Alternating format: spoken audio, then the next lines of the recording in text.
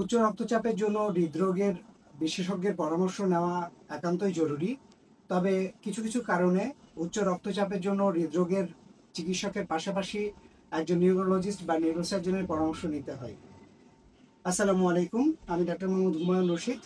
কাজ করছি সহযোগী অধ্যাপক ও বিভাগীয় প্রধান হিসেবে নিউরোসার্জারি বিভাগ, স্ট্রেস মেডিকেল কলেজ হাসপাতালে। আমরা জানি যে উচ্চ রক্তচাপের জন্য দীর্ঘমেয়াদে ওষুধ হৃদরোগ বিশেষজ্ঞের পরামর্শে সেবন করতে হয় এবং এই উচ্চ রক্তচাপকে নিয়ন্ত্রণে রাখতে হয়। তবে বেশ কিছু কারণ আছে, যে কারণগুলো হচ্ছে উচ্চ রক্তচাপের জন্য হৃদরোগের পাশাপাশি একজন নিউরোলজিস্ট বা নিউরোসার্জনের পরামর্শ নিতে হয়। এমন একটি কেস নিয়ে আপনাদের সামনে আজকে আমি এই জনসচেতনতামূলক ভিডিওটি তৈরি করেছি। আমাদের কাছে একটা রোগী আসেন, ২৬ বছর বয়স্ক একজন তরুণ, যার হিস্ট্রিতে দেখা যায় গত প্রায় ৭ বছর ধরে তিনি উচ্চ রক্তচাপের জন্য বিভিন্ন সময়ে বিভিন্ন ধরনের ওষুধ খেয়ে যাচ্ছেন। তার রোগটি ধারণা করা হয় এসেনশিয়াল হাইপারটেনশন, কিন্তু আমরা জানি যে এসেনশিয়াল হাইপারটেনশন সাধারণত একটু বয়স্ক ব্যক্তিদের ক্ষেত্রে হয়ে থাকে। তার বয়স যখন ১৯ বছর ছিল তখন থেকে তিনি বিভিন্ন চিকিৎসকের পরামর্শে ওষুধ খেয়ে যাচ্ছিলেন, কিন্তু গত কিছুদিন ধরে তার উচ্চ রক্তচাপ কোনোভাবেই নিয়ন্ত্রণে আসছে না এবং তিনি মাথা ব্যথা ফিল করছেন, তার বমি বমি ভাব লাগছে এবং অনেক সময় চোখে ঝাপসা দেখছেন। এই জন্য আমার কাছে যখন আসলেন তখন আমার কাছে মনে হয়েছে যে না, এটা এসেনশিয়াল হাইপারটেনশন না, বরং সেকেন্ডারি অনেকগুলো কজের কোনো একটা কারণ হতে পারে।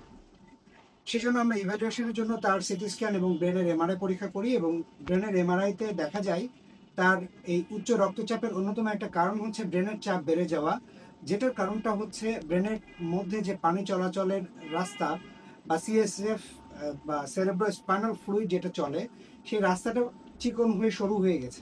এই কন্ডিশনকে আমরা বলি অ্যাকুইড্যাক্টাল স্টেনোসিস। এই অ্যাকুইড্যাক্টাল স্টেনোসিস অ্যাডাল্টে অনেকগুলো কারণে হতে পারে। অনেক সময় আঘাতজনিত কারণে, কিংবা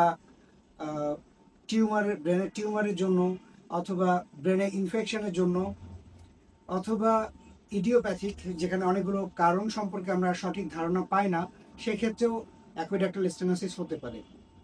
রোগীটির এমআরআই দেখার পর আমরা তাকে পরামর্শ দিলাম এবং তাকে বললাম যে যেহেতু তার ব্রেনের মধ্যে পানি চলাচলের রাস্তাটা বন্ধ হয়ে গেছে, সুতরাং একটা বিকল্প রাস্তা করে দিতে হবে।